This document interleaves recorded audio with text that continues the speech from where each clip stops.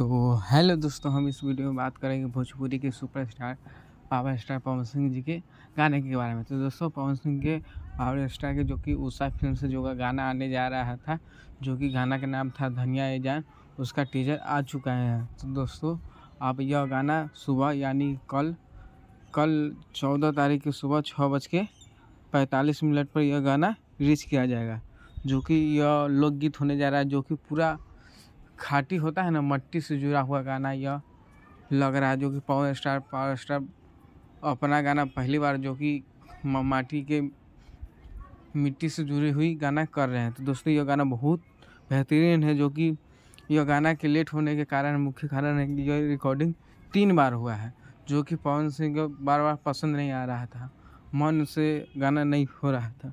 इसलिए फाइनली पटना गाया गया, फिर लखनऊ गाया गया, फिर दिल्ली, फाइनली दिल्ली गाना गा के कंप्लीट हो चुका है। तो दोस्तों, ये गाना कल सुबह आएगा। तो जय हिंद, जय भोजपुरी, धन्यवाद दोस्तों।